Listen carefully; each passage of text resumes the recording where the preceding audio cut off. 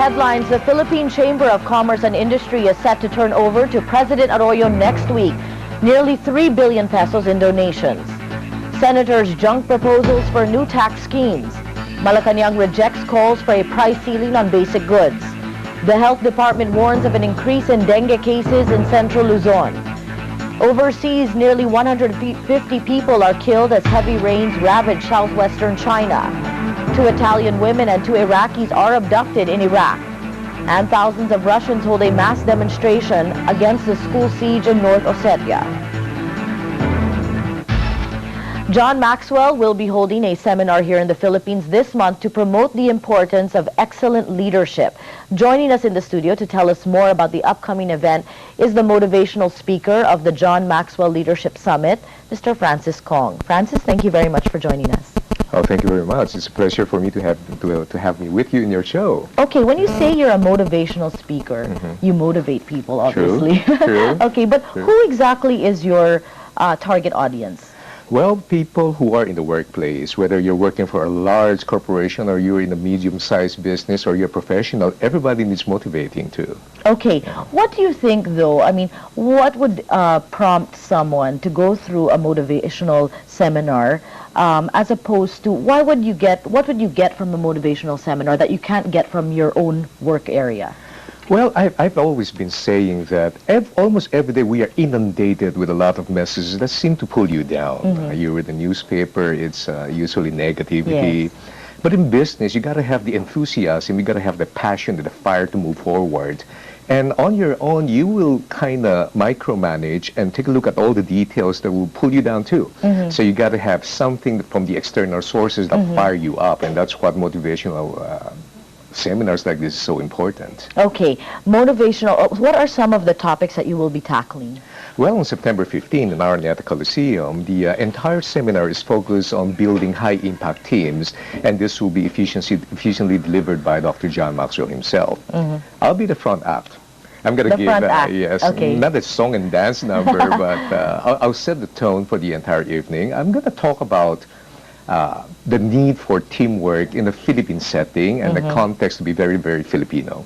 Okay, teamwork is always said to be one of the keys to the success of any company. Yes. But what do you think are some of the major factors that usually counter teamwork or teamwork actually working in a company? Well, you might be surprised to know that sometimes the personal ability and talent becomes a hindrance to working as a team. You've got strong personality people who are very gifted and very talented, but they need to understand that in order to make the entire business enterprise work, you got to work as a team. There's no individual performance here. So competition sometimes gets in the way of teamwork. Yes. And that's right. It's amazing. You talk about competition. It's not only just competing with other industries or your opponents.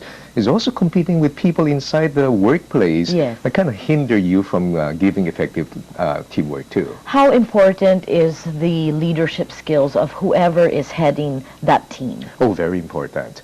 Because the leader sets the tone. He's the visionary. He sounds the bugle. He's the frontliner. He takes the risk, but he sets the direction for the entire company and his people to follow. What are some of the qualities then that a good leader should possess? Well, for me, that leader has got to know his business. He has to be well-rounded. He has to understand everything that's happening there.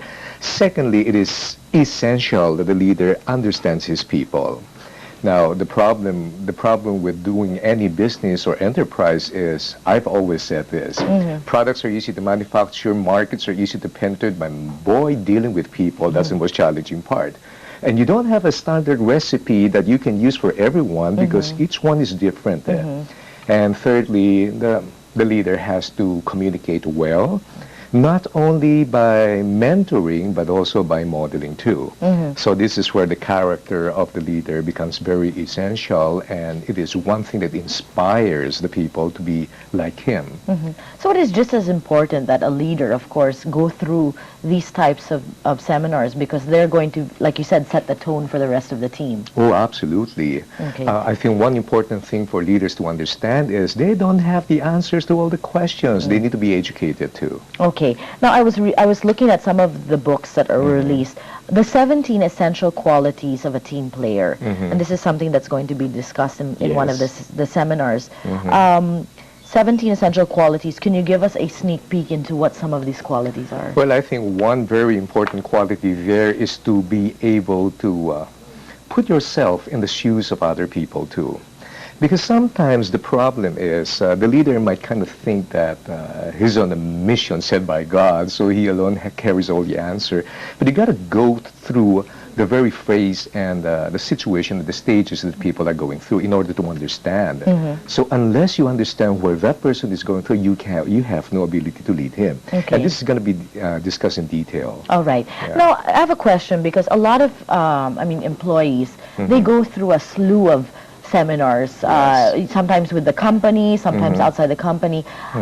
Based on your experience, how much of what they actually learn during the seminar do they actually apply in their in the workplace? You know, it's hard to answer that question because we don't have any scientific measurement for that. But one thing I do know is that getting yourself attending one of these seminars and learning little is still better than not learning anything at all from not attending. And one fantastic thing about this Dr. John Maxwell seminar is that it turns out to be more economical. First, you have a world-class leadership guru of the world coming to our shores giving these talks. I understand in America you got to pay something like $2,500 to attend one of his talks. Yes, yes. And secondly, when you factor in having to bring your people somewhere with all the expenses, and now we're in a cost-cutting mode, letting your people attend this seminar is definitely more economical too. Okay, so you're saying that like companies, for example, instead of venturing on putting up for themselves a whole training seminar, it's cheaper for them maybe to just send their people to one of these seminars. Oh, absolutely. And not only that, you have a world-class teacher teaching them. Yes. Okay, now you said that in Araneta on September 15 you'll be talking about teamwork. And then you also have another seminar. This would be at the PICC. What will this be on? Well, the PICC seminar material is geared towards having the CEO, the president, the senior vice president, the upper management people who are now the thinkers, the influence makers. These are the decision makers. This is the group of people that we have in mind. And that's why the topic will center more on leadership principles. Okay. And the other books that we were taking a look at, you have Developing the Leaders Around You, How to Help Others Reach Their Full Potential. That's quite interesting because maybe sometimes those who are in leadership positions don't actually have, it's not really first in their mind that those working for them are actually successful in their own right. That's true. In whatever they do and become financially stable or financially successful. How is that important? I mean, if someone is successful in his own life as an employee, would that also mean likely the success of the company because that person is also motivated? Well, one of the most impactful statement given by Dr. John Maxwell is his first law in his leadership principle called the law of the lid. Simply put, no organizations can outgrow the level of their people. Maybe another practical way to say this is you want to grow your business, you got to grow your people. So your organization can only go as high as the level of the efficiency and the ability of your people too.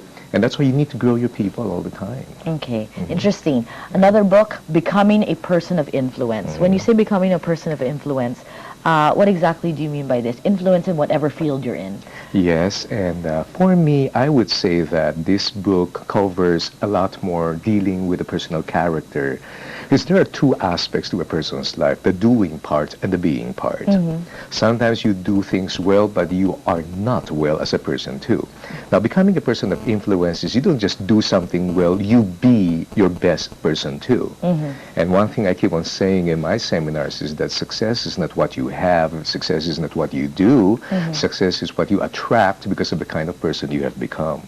Okay, interesting. Okay, lastly, before we go to other questions, The Winning Attitude is the next book, Your Key to Personal Success. So this book doesn't necessarily focus on your career. It could be personal success in every aspect. Oh yes, absolutely. So this is kind of strange and very interesting. If you were to assign a numerical value for the letters of the alphabet, A being 1 and Z being the last number, and when you spell out and quantify the letters attitude, it adds up to 100%. Okay. Simply put, attitude is 100%. It's not just what you know, it's not just what you know, it's how you use what you know and who you know in the pursuit of excellence and the pursuit of your goals too. How important is it to love your job, or to at least enjoy what you're doing? Well, it's so easy to spot a person who doesn't love his or her job. His eyes are always focused on the clock. Now, for somebody who's so interested in loving his or her job, suddenly he says, "Oh wow, it's 5 o'clock. I don't believe this." Yeah. And the favorite expression of somebody who loves his or her job is, "Thank God it's Monday." It's not thank God it's Friday. Right. All right.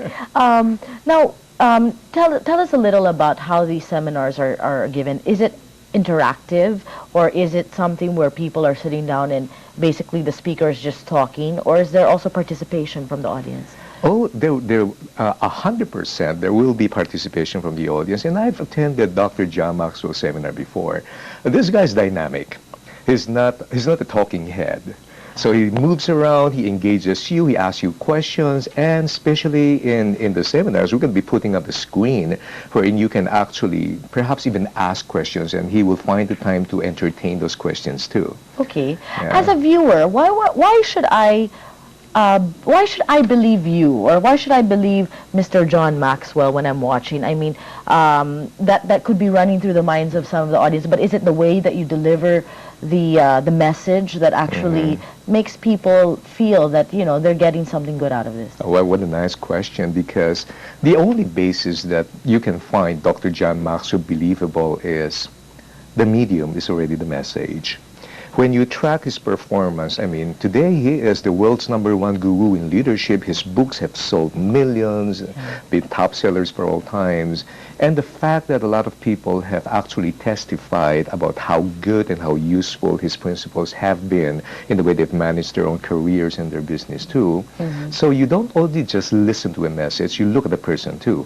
And Dr. John Maxwell is one excellent example of how the message is also the medium.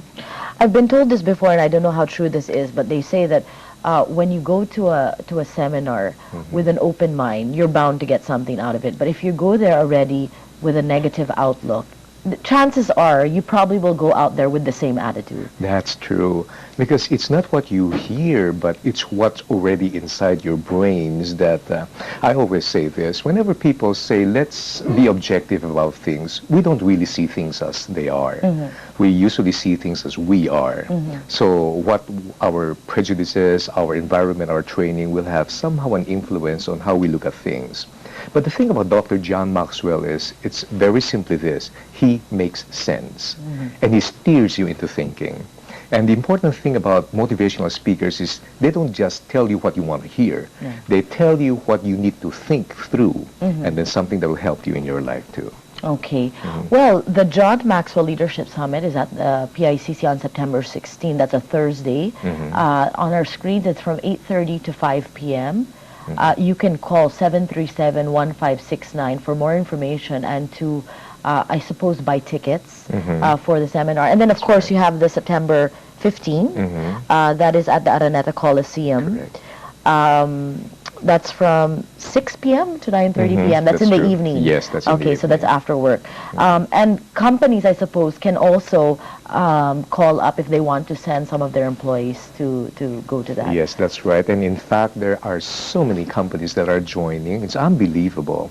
I've been talking to a lot of friends, and they'll just say, "Francis, see you at Araneta, see you at the PICC." So it's going to be fun. Okay, but this is not the first time that is this the first time that John Maxwell has given a seminar here or not yet? This is the first time that Dr. John Maxwell will be single-handed or single-focus on business and on the working people. All right.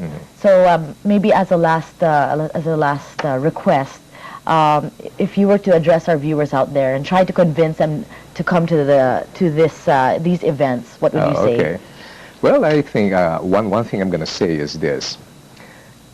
Education is never an expense. It is always an investment.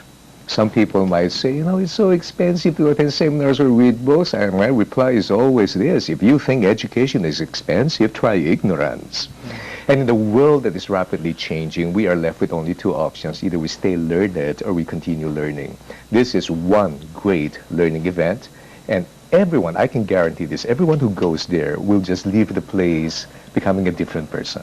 Okay, well, I'm already motivated. Great. Thank you so much for joining us, Thank you. Mr. Francis Thank Kong you very much. of the John Maxwell Seminars. Thank you so much for joining Thank us. you. Thank you. And we'll just take a short break. More news when ANC Live returns. Please stay with us.